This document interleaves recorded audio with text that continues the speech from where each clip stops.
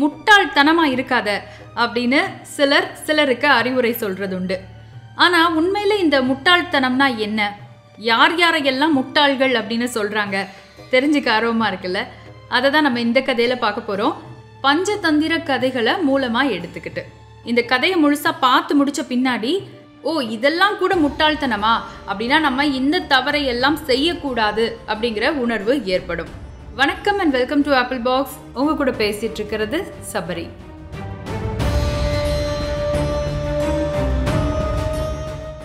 அது சிவபெருமான் வாசம் செய்யற கைலாய மலை. அந்த கைலாய மலையில வாழ்ந்துட்டு வந்த சிவகணங்கள்ல ஒருத்தருக்கு ஒரு நாள் ஒரு சந்தேகம். இந்த முட்டாள்தனம்னு சொல்றாங்களே, உண்மையில முட்டாள்தனம்னா என்னது, யார் யாரெல்லாம் முட்டாள்கள் அப்படின்னு அவர் உடனேயே தன்னுடைய சந்தேகத்தை சிவபெருமான் கிட்ட வந்து கேட்கிறாரு. சிவபெருமான் வினோதமா சிரிச்சுட்டு உடனேயே அந்த நபரை ஒரு பறவையாக மாத்திடுறாரு. இப்போ பறவையா மாறிட்ட அந்த சிவகணத்துக்கு ஒரே குழப்பம். நம்ம அப்படி என்ன தவறான கேள்வியை கேட்டோம், சிவபெருமான் எதற்காக நம்மளை இப்படி பறவையாக மாத்திட்டாரு அப்படின்னு. ஆனா அந்த கேள்விக்கு அடுத்த கணமே அவருக்கு பதில் கிடைச்சிருது. ஆமாங்க, சிவபெருமான் அவர்கிட்ட சொல்றாரு, படிப்பறிவை விட பட்டறிவு சிறந்ததுன்னு சொல்லுவாங்க. அதனால நீ வாட்டுக்கு பூமிக்கு போய் யார் யாரெல்லாம் முட்டாள்கள் அப்படிங்கிறத அனுபவம் மூலமாவே கத்துக்கோ. எப்போ உனக்கு முழுவதுமாக உன்னுடைய கேள்விக்கு பதில் கிடைக்குதோ அப்போ நீ மறுபடியும் கைலாயத்துக்கே வந்துடலாம் அப்படின்னு. அப்புறம் என்ன, பறவையாக மாறிவிட்ட அந்த சிவகணம் அடுத்த நொடியே இந்த பூமிக்கு வந்தாச்சு. ஒரு அடர்ந்த காட்டுல ஒரு மாமரத்துடைய கிளையில தன்னுடைய பூலோக வாழ்க்கையையும் ஆரம்பிச்சாச்சு. இப்போ இப்படியே நாட்கள் கடந்து போயிட்டு இருக்கும்போது திடீர்னு ஒரு நாள் அந்த காட்டுக்கு வேடன் ஒருத்தர் வர்றாரு. அந்த வேடன் இந்த பறவைய, அதாவது ஒரு சிவகணம் பறவையா மாறி இருக்கிறாரு இல்லையா, இந்த பறவைய பாக்குறாரு. அப்போதான் அவருக்கு ஒரு அதிசயமான விஷயம் புலப்படுது. அதாவது அந்த பறவை இடுற எச்சம் தரையில படும்போது அந்த எச்சம் தங்கமாக மாறுது அப்படிங்கிற அதிசயம் புலப்படுது. இப்படி ஒரு விஷயம் தெரிய வந்தா ஒரு சாதாரண மனிதன் என்ன செய்வான் யோசிச்சு பாருங்க. அந்த பறவை தனக்குத்தான் சொந்தமாக இருக்கணும் அப்படின்னு ஆசைப்படுவான் இல்லையா, அந்த வேடனும் அப்படித்தான். இந்த பறவை இனிமேல் நமக்குத்தான் சொந்தமாக இருக்கணும் அப்படின்னு முடிவு செய்யறாரு. உடனடியாக ஒரு கூண்டை ஏற்பாடு செய்துட்டு அந்த கூண்டுக்குள்ள பழங்கள் தானியங்கள்னு வச்சுட்டு இந்த பறவையை பார்த்து ரொம்ப அன்போட, இந்த கூண்டுக்குள்ள வா, நான் உனக்கு இது மாதிரி நிறைய சாப்பாடு தரேன் அப்படின்னு கூப்பிடுறாரு. இந்த பறவைக்கு அவ்வளவா விவரம் தெரியாது போல, மனசுக்குள்ள நினைச்சுக்குது, சே இந்த வேடன் எவ்வளோ நல்லவரா இருக்காரு, எவ்வளோ அன்போட நம்மளை கூப்பிடுறாரு, நம்மளை முன்ன பின்ன கூட தெரியாது, ஆனாலும் நிறைய பழங்கள் தானியங்கள்னு வாங்கி வச்சுட்டு நமக்கு சாப்பாடெல்லாம் கொடுக்க முயற்சி செய்யறாரு, இவர் கூப்பிட்டு நம்ம எப்படி போகாம இருக்கிறது அப்படின்னு நினைச்சதோட சேர்த்து அந்த கூண்டுக்குள்ளேயே போய் உட்காரவும் செஞ்சிருது. அப்புறம் என்ன நடந்திருக்குன்னு உங்களுக்கே தெரியும் இல்லையா. இவ்வளோ நாள் காட்டுல ரொம்ப சுதந்திரமாக சுற்றி கொண்டிருந்த அந்த பறவை இப்போது கூண்டு பறவையாகி அந்த வேடனுடைய வீட்டிலேயே அடைபட்டு போனது. இப்படியே ஒரு சில நாட்கள் கடந்து போச்சுங்க. ஒரு பக்கம் இந்த பறவைக்கு பார்த்தா ரொம்ப வருத்தம், கூண்டுலேயே கிடக்குறோமேன்னு. இன்னொரு பக்கம் அந்த வேடனுக்கு இந்த பறவையால ஏகபோக லாபம். அது தங்க எச்சமா போட போட அவர் அதை கொண்டு போய் வித்து ரொம்ப பணக்காரராகவே ஆகிட்டாரு. வீடு வயல் வாகனம்னு ஏகப்பட்ட வசதி. ஆனாலும் திடீர்னு ஒரு நாள் இந்த வேடனுக்கு ஒரு கனவு. அந்த கனவுல ஒரு பரபரப்பான காட்சி. அந்த நாட்டுடைய காவலர்கள் எல்லாரும் இந்த வேடருடைய வீட்டை தடன்னு தட்டுறாங்க. அதை அப்படியே உடைச்சிட்டு உள்ள வர்றாங்க. இவரோட வீட்டுக்குள்ள இருக்கிற அந்த தங்க எச்சமிடுற பறவைய தூக்கிட்டு போயிடுறாங்க. இப்படி ஒரு கனவை கண்டா யாருக்கு தான் பயமா இருக்காது இல்ல. அந்த வேடனுக்கு ரொம்ப பயமா போச்சு. மனசுல என்னெல்லாமோ ஓடுச்சு. ஒருவேளை இந்த கனவுல வந்ததெல்லாம் நிஜமாவே நடந்துட்டா, அரசரோட காவலர்கள் இங்க வந்துட்டா, பறவைய பார்த்துட்டா, பறவைய தூக்கிட்டு போயிட்டா என்ன ஆகும்? பறவை கையை விட்டு போனது மட்டும் இல்லாம நமக்கு கெட்ட பேரும்ல கிடைக்கும். இதுக்கு பேசாம நம்மளே ஒன்று பண்ணிடுவோமே, நம்மளே அரசர்கிட்ட போய் இந்த பறவைய ஒரு பரிசா கொடுத்துருவோமே, நல்ல பேராவது கிடைக்குமே அப்படின்னு அவருக்கு அந்த இடத்துல தோணி போச்சு.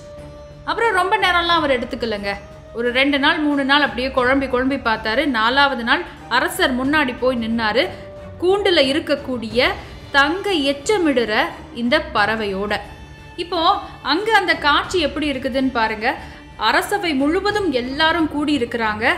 அரசர் அரியணையில வீற்றிருக்கிறாரு. பக்கத்திலேயே அமைச்சர் நிக்கிறாரு. இந்த சூழல்ல தான் வேடன் தன்னுடைய கையில இருக்கக்கூடிய பறவையை பத்தியே அரசர்கிட்ட விளக்குறாரு. இந்த மாதிரி இந்த பறவையை நான் இப்போதான் காட்டுல பார்த்தேன்.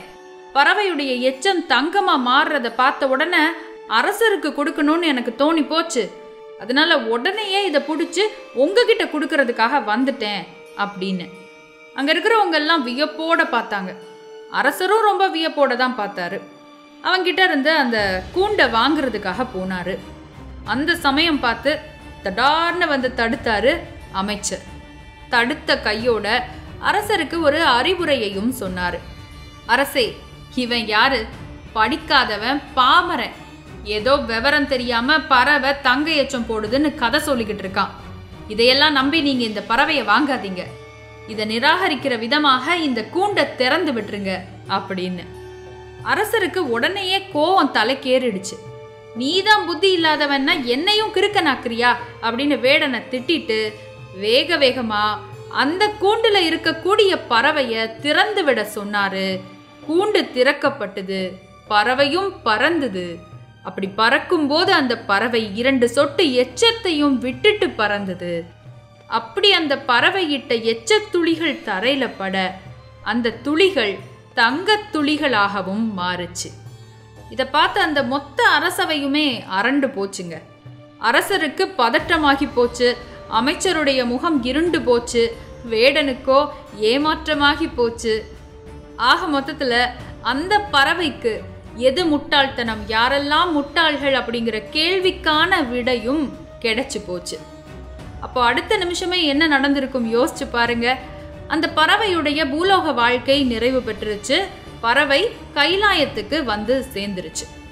இப்போ சிவபெருமான் பறவைய மறுபடியும் சிவகணமாக மாத்தி விட்டுட்டு அவர்கிட்ட கேட்கிறாரு. என்ன, உங்களுடைய கேள்விக்கு பதில் கிடைச்சதா? யாரெல்லாம் முட்டாள்கள், எதெல்லாம் முட்டாள்தனம் அப்படின்னு. அந்த சமயத்துல அந்த சிவகணம் பதில் சொல்றாரு. ஈசனே, நான் இந்த பூலோக வாழ்க்கையில் 4 விதமான முட்டாள்தனங்களை கண்டுகொண்டேன். அந்த 4 விதமான முட்டாள்தனங்களுக்கும் எடுத்துக்காட்டாக முட்டாள்களாக வாழ்ந்தவர்களையும் கண்டுகொண்டேன் அப்படின்னு. இதன் விளக்கம் ஈசனுக்கு புரிஞ்சுது, ஆனா மற்றவர்களுக்கு புரியல. அப்போ அந்த சிவகணம் விளக்கி சொன்னாரு. ஈசனே, இந்த பூ உலகில் 4 விதமான முட்டாள்தனங்கள் உண்டு. முதல் முட்டாள்தனம், ஒருவர் நமது முன்பாக இனிக்க இனிக்க பேசும் பொழுது, கனிவாக நடந்து கொள்ளும் பொழுது அவர் நமக்கு நல்லதை மட்டும்தான் செய்வார் என்று நம்பி ஏமாறுவது. அதற்கு எடுத்துக்காட்டு நான் தான். ஏன்னா பறவை வடிவத்தில் நான் இருந்தப்போ அந்த வேடன் மிகவும் அன்பாக எனக்கு பழங்களை கொடுக்கிறாருன்னு நினைச்சு அந்த கூண்டுக்குள்ள போய் மாட்டிக்கிட்டேனே, அதனால. இரண்டாவது முட்டாள்தனம், தேவையில்லாத ஒன்றுக்காக பயந்து பயந்து வாழ்க்கையை நரகமாக்குவது. அதற்கு எடுத்துக்காட்டு வேறு யாருமே கிடையாது, அந்த வேடன் தான். ஏன்னா சம்பந்தமே இல்லாம வந்த ஒரு கனவுக்கு பயந்து பயந்து தனக்கு பொக்கிஷமாக கிடைத்த ஒன்றையே இழக்க துணிந்தானே, அதனால. மூன்றாவது முட்டாள்தனம், நம்ம தான் புத்திசாலி, நமக்குத்தான் எல்லாம் தெரியும், படிக்காதவனுக்கு அல்லது நம்முடைய பார்வைக்கு படித்தவனாக தெரியாதவனுக்கு எதுவுமே தெரியாது அப்படின்னு நினைக்கிறது. அதற்கு எடுத்துக்காட்டு வேறு யாருமே கிடையாது, நான் சந்தித்த அந்த அரசனுடைய அமைச்சன்தான். ஆராய்ந்து கூட பார்க்காமல், அந்த பறவையை பற்றி எதுவுமே தெரிந்து கொள்ள விரும்பாமல், சொன்னவன் வேடன், அவன் படிக்காதவன், அவன் சொன்னது பைத்தியக்காரத்தனமாகத்தான் இருக்கும் என்று நினைத்தானே, அதனால. நான்காவது முட்டாள்தனம், யார் எதை சொன்னாலும் அதை சீர்தூக்கி பார்க்காமல், நிதானமாக ஆராய்ந்து நேரம் கொடுத்து முடிவுகள் எடுக்காமல் சடார் என்று முடிவுகள் எடுப்பது. அதற்கு எடுத்துக்காட்டு வேறு யாருமே கிடையாது, அந்த அரசன் தான். என்னதான் அமைச்சர் அறிவுரை சொன்னாலும் நிதானமாக இருந்து என்னதான் நடக்குதுன்னு பார்ப்போமேன்னு கொஞ்சம் கூட யோசிக்காம கூண்டை திறந்து விட சொன்னாரே, அதனால. ஆக மொத்தத்துல, ஈசனே உமை போல யாரும் இல்லை, எனக்கு இப்படி ஒரு பாடத்தை தந்தீர்களே, அதனால அப்படின்னு சொல்லி அந்த சிவகணம் தன்னுடைய விளக்கத்தை முடிச்சாராம். இன்னைக்கு இந்த கதையை கேட்டுட்டு இருக்கிற நம்ம செய்ய வேண்டிய முதல் காரியம், இதுல சொல்லப்பட்டிருக்கிற இந்த 4 விதமான முட்டாள்தனங்கள்ல எதெல்லாம் நம்மகிட்ட இருக்கு அப்படின்னு ஆராய்ஞ்சு பார்க்கிறது. கொஞ்சம் ஆராய்ந்து பாருங்க. இந்த 4ல எதெல்லாம் உங்ககிட்ட இருக்கு? யாராவது அன்பா பேசின உடனேயே ஏமாந்து போறீங்களா? தேவையில்லாத விஷயங்களுக்காக பயந்து நடுங்குறீங்களா? இல்லை எனக்கு தான் எல்லாம் தெரியும்னு நினைச்சு யாராவது ஒருவரை தவறாக எடை போட்டு மாட்டிக்கிறீங்களா? இல்ல நிதானம் இல்லாம யாராவது சொல்றத கேட்டு தப்பு தப்பா ஏதாவது முடிவெடுக்கிறீங்களா? இந்த 4ல எந்த தவறை நீங்க இப்போ செஞ்சுட்டு இருந்தாலும் சரி, தயவு செஞ்சு மாத்திக்கோங்க. ஏன்னா நம்ம எல்லாருமே புத்திசாலிகளாக இருக்கத்தான் விரும்புறோம். புத்திசாலிகளாத்தான் இருக்கணும். முட்டாள்களாக இருக்க யாராவது விரும்புவாங்களா? இல்ல முட்டாளா இருக்கத்தான் செய்யணுமா? வேண்டாம் இல்லையா? அந்த வகையில நல்லதொரு பாடத்தை இந்த கதை உங்களுக்கு சொல்லி தந்திருக்கோம் அப்படின்னு நினைக்கிறேன். இன்னொரு நாள் இன்னொரு கதையோட மறுபடியும் சந்திக்கலாம். அதுவரை உங்களிடமிருந்து விடைபெறுவது சபரி. நன்றி, வணக்கம்.